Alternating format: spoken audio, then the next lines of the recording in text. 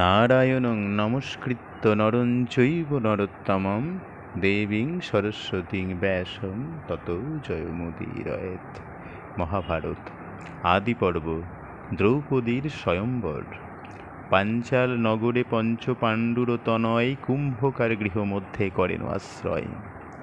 পাঞ্চাল নগরে পৌঁছে গেছে পঞ্চপাণ্ডব, তাদের মাতা কুন্তী, এবং সেখানে গিয়ে এক কুম্ভকারের ঘরে আশ্রয় গ্রহণ করে রয়েছে।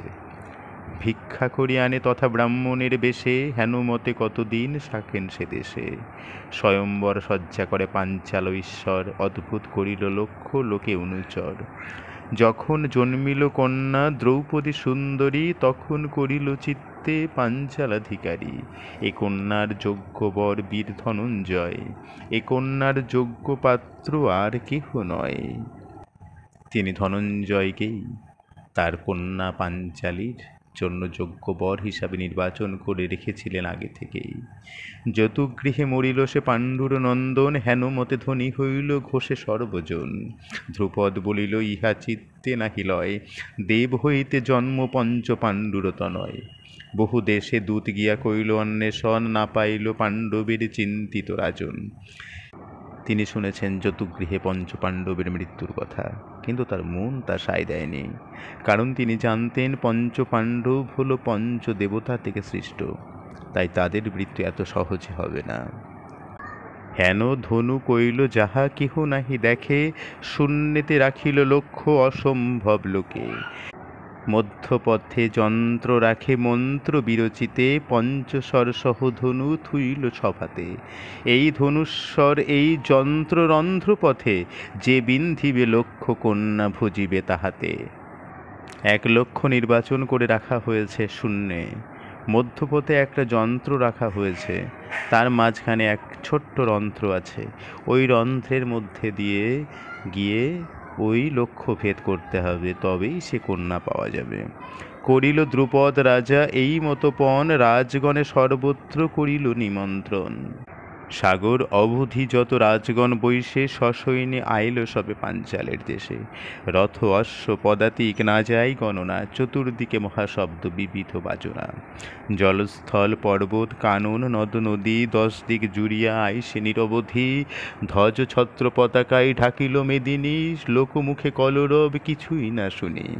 নগর ঈশান ভাগে পাঞ্চাল ঈশ্বর, রচিল বিচিত্র সভা লোকে মনোহর। চতুর্দিকে পরিসর মঞ্চ বিরচিল, বিবিধ বসন মণিরতনে মণ্ডিল। কৈলাস শিখর যেন দেখিতে সুন্দর, রাজগণ রহিবারে বিরচিল ঘর। সুবর্ণ রজত মণি মুকুতা প্রবাল, মঞ্চ বেষ্টি বিরচিল সুবর্ণের জাল। গুবাক কদলী রূপিলেখ স্থানে স্থানে, উচ্চ নিচ কাটি কইল একই সমানে। চন্দনের ছড়াতে নাসিল সব ধুলি, সুগন্ধি কুসুম গন্ধে মত্ত সব ওলে। স্থানে স্থানে রাখিল বিচিত্র সিংহাসন, বিচিত্র উত্তম শয্যা বিচিত্র বসন। চর্বচুষ্য লেজ্জ পেয় লিখনে না যায়, বহুদিনে করিল সঞ্জয় তাহারায়। বসিল যতেক রাজা যথাযোগ্য স্থানে, পুরন্দর সভা যেন অমর ভুবনে। মঞ্চের উপরে বসি যত রাজগণ, নানা চিত্র বিচিত্র বিবিধ বিভূষণ। শ্রবণে কুণ্ডল মণি গলে মুক্তহার, মাথায় মুকুট অঙ্গে নানা অলঙ্কার। রূপবন্ত কুলবন্ত বলে মহাবলী, সর্বশাস্ত্রে বিশারদ সর্বগুণশালী। আইল যতেক রাজা না যায় বর্ণনা, চতুরঙ্গ দলাদি লইয়া নিজ সেনা। ধৃতরাষ্ট্র নৃপতির শতেক কুমার, দুর্যোধন দুঃশাসন সহ যত আর। ভীষ্ম দ্রোণ দ্রোণী কৃপ নৃপ সমদত্ত, কোটি কোটি রথ অশ্ব পদাতিক মত্ত। জরাসন্ধ জয়সেন রাজা চক্র সঙ্গ, মৎস্যরাজ শল্য শাল্য সিন্ধুরাজ অঙ্গ। শকুনি সৌবল বৃহৎ দল মহাবীর, গান্ধার রাজার পুত্র যুদ্ধে মহাবীর। অংশুমান চেদিপাল কাশী দণ্ডধর, পশুপাল শতশঙ্খ বিরাট উত্তর। প্রতিভূতি পুণ্ডরীক বাসুদেব রাজা, রুক্মাঙ্গদ রুক্মরথ রুক্মী মহাতেজা। শতভাই কলিঙ্গ নৃপতি অনুগত, বৃন্দু অনুবৃন্দু চিত্রসেন জয়দ্রথ। নীলধ্বজ শ্রীবৎস রাজা সত্রাজিৎ, চিত্র উপচিত্র পুত্র দুর্বানন্দের সহিত।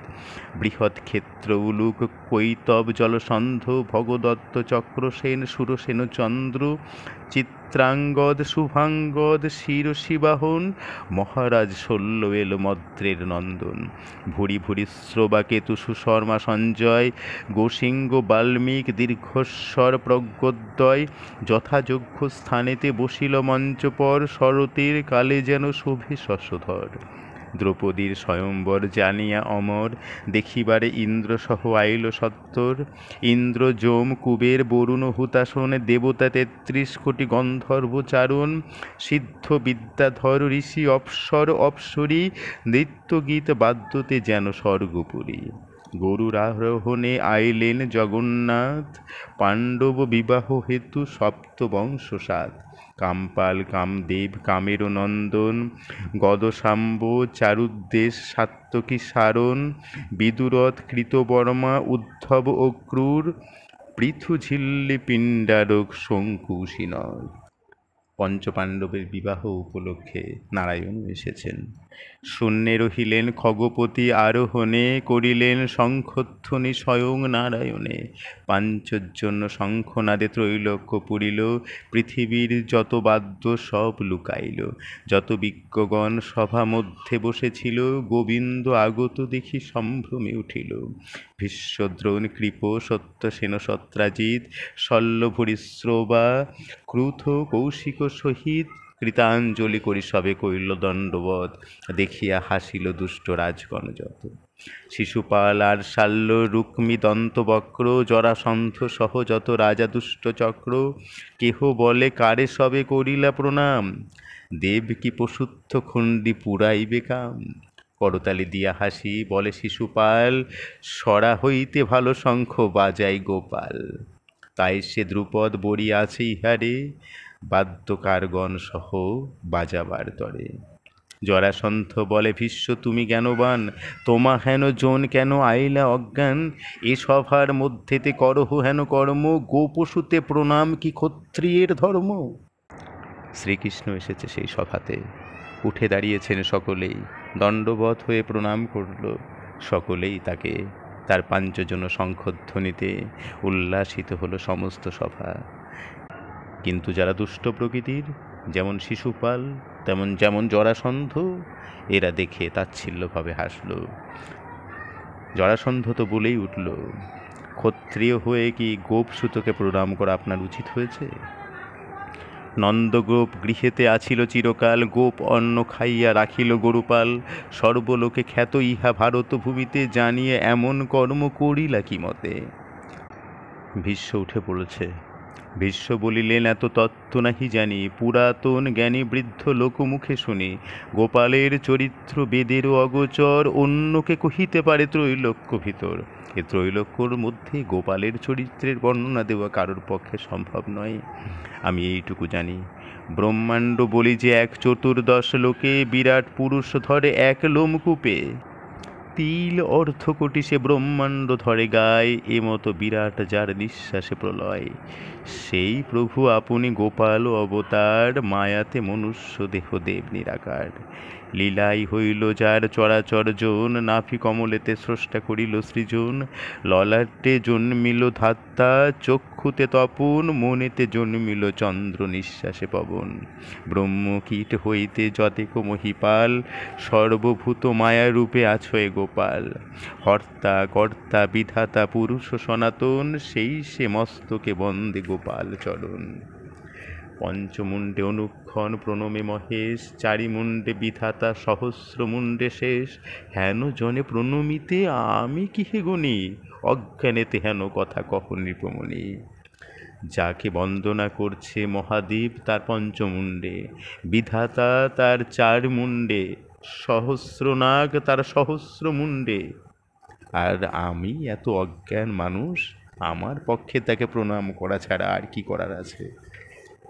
ভীষ্মের বচন শুনি হাসে জরাসন্ধ কোন মূঢ় বাক্যে তুমি পুরিয়াছ বন্ধ। যখন মারিল দুষ্ট আমার জামাতা তখন না শুনিলাম এ দুরন্ত কথা। ভয়েতে মথুরা ত্যাজি গেল সিন্ধু তীরে সেই তো দিবসে মাত্র পালাইল ডরে। ও, যখন সে ভয়ে মথুরা ত্যাগ করে সিন্ধু নদীর তীরে চলে গেল তখনকার কথা মনে নেই তোমার? কহ ভীষ্ম, এই যদি দেবনারায়ণ আমার ভয়েতে পালাইল কি কারণ?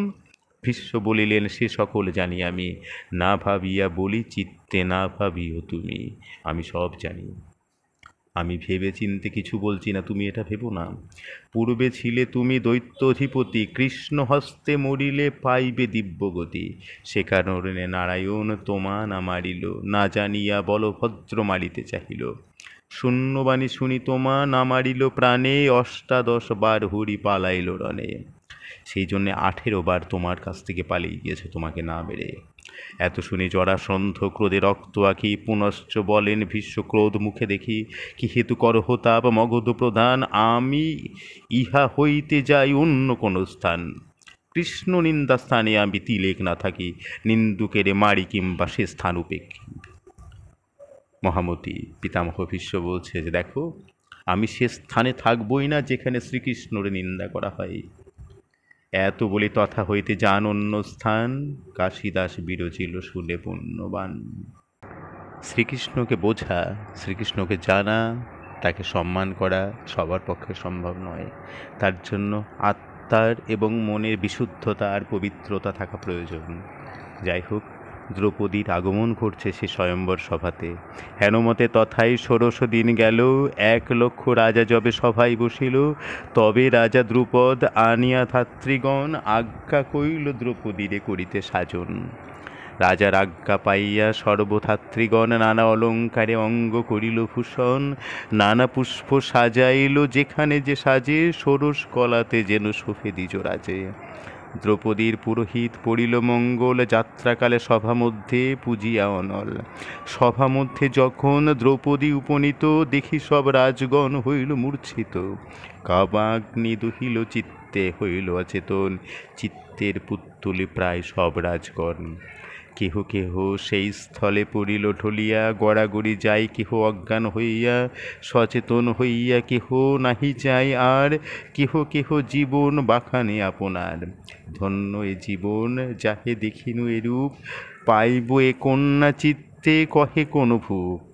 রাজগণ মনে জন্মে বিস্ময় অপার, কাশীরাম বিরচিল রচিয়া পয়ার। দ্রৌপদী এসেছে সে স্বয়ম্বর সভাতে।